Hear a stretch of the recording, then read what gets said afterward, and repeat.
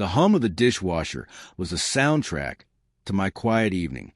Ember, my wife of 10 years, was upstairs supposedly working on a presentation.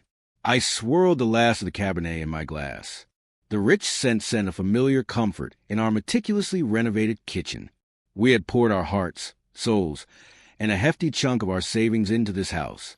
It was our dream, a testament to our shared future. Or so I thought. My phone buzzed on the counter, a wrong number judging by the unfamiliar area code. I almost ignored it, but curiosity, that insidious little gremlin, nudged me. I tapped the notification. It was a picture message.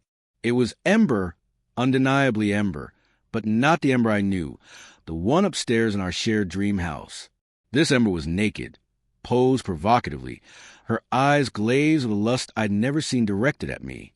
Her lips parted, whispering a silent invitation. My stomach lurched. The blood roared in my ears, drowning out the gentle hum of the dishwasher. My fingers trembled as I reread the message beneath the picture. Ice! Can't wait to feel you inside me again, baby. Meet me at the usual place. The usual place. The rage roared and burned, beginning to eclipse the initial shock. I scrolled back through my text history, finding the number she mistakenly sent it to. It belonged to a contact named Tom. Tom. The name echoed in my mind, a discordant note in the symphony of my life. My first instinct was to confront her, to scream, to rage. But something held me back. A cold, calculating calmness settled over me. I wanted answers.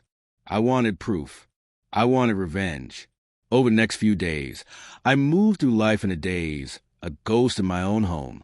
I watched Ember, searching for any telltale sign, any flicker of guilt. She was impeccable, the picture of a devoted wife. The dissonance between the image on my phone and the woman before me was jarring. Fueling my resolve, I started following Tom. It wasn't difficult. He was brazen, posting pictures of himself at a local gym, flexing his mediocre muscles. His social media presence screamed insecurity, masked by bravado. I learned his full name, his occupation, even his address. He was a personal trainer at the same gym Ember had recently joined. The pieces clicked into place with sickening clarity. I hired a private investigator. It was expensive, straining the savings account we'd earmarked for a family vacation, a vacation that now seemed like a cruel joke. The investigator confirmed my suspicions, provided photos, dates, times, a detailed chronicle of their affair. The usual place turned out to be a cheap motel on the outskirts of town. The irony wasn't lost on me. We had a beautiful home, a life built on supposed love and trust, and she chose that. The day of the confrontation arrived like a storm cloud. I called Ember, telling her I had a surprise for her. She sounded excited, oblivious to the impending hurricane. I drove to the motel, the investigator's photos clutched in my hand, each one a fresh stab to my heart. I waited. Wasn't long before Tom's familiar car pulled up, swaggered out, a smug grin on his face, and disappeared inside, unaware that I was parked just across the street, my phone camera recording his every move. A few minutes later, Ember arrived. She looked radiant, her eyes sparkling with anticipation. She practically skipped into the motel room, my hands clenched on the steering wheel, the leather creaking under the pressure. I waited another hour, letting anticipation, theirs and mine, build. Then I walked to the room, the investigator's photos tucked into my jacket pocket. I knocked. The muffled sounds of hurried movements came from within. The door opened a crack, revealing her face flushed, her hair disheveled. Her eyes widened in horror when she saw me. "Surprise," I said, my voice a low growl.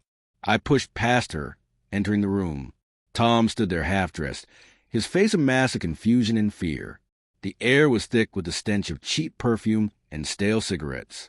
It was a fitting backdrop for the scene that was about to unfold. I threw the photos onto the bed. Ember's face drained of color. Tom stammered, trying to explain, but I cut him off. The rage I'd held back for days finally erupted. I lunged at him, my fists connecting with his jaw. He crumpled to the floor, whimpering. I didn't stop. Each punch was a release, a small measure of retribution for betrayal that had shattered my world. Ember screamed, begging me to stop, but I couldn't. The pain was too raw, too deep. Finally, I stood over him, panting, my knuckles raw and bleeding. He lay there broken, a pathetic mess. I turned to Ember, my voice trembling with a mixture of rage and grief. "You disgust me," I spat. This is what you chose over us. Over our home, over our life together." She sobbed, her words choked with guilt and fear. "I'm so sorry." Sorry, I laughed, a hollow, empty sound. Sorry doesn't even begin to cover it. I walked out of the motel room, leaving them in the wreckage of their sordid affair. The drive home was a blur. I felt numb, detached, as if I were watching someone else's life unfold. The next few weeks were a whirlwind of lawyers, paperwork, and the painful dismantling of our shared life. Ember tried to apologize, to explain, but her words were meaningless. The trust was gone, shattered beyond repair. The house, once our dream, now felt like a prison. I sold it, taking only what was rightfully mine. I cut all ties with Ember, refusing to let her back into my life. Tom, I later learned, lost his job at the gym, his reputation tarnished. He slunk away from town, a disgraced reminder of Ember's infidelity. I found a grim satisfaction in his downfall, but it didn't ease the ache in my heart. The healing process was long and arduous. There were days filled with anger, days consumed by grief, and days when the emptiness threatened to swallow me whole. But slowly, painfully, I began to rebuild my life. I moved to a new city, started a new job, and began to form new friendships. The scars of betrayal remained, a permanent reminder of the pain I had endured, but they also served as a testament to my resilience, my ability to survive and emerge stronger from the ashes of a broken dream. The hum of a new dishwasher fills my new kitchen now, a different sound in a different place, marking the beginning of a new chapter. The past is a ghost, a whisper in the quiet moments, but it no longer holds me captive. I am free,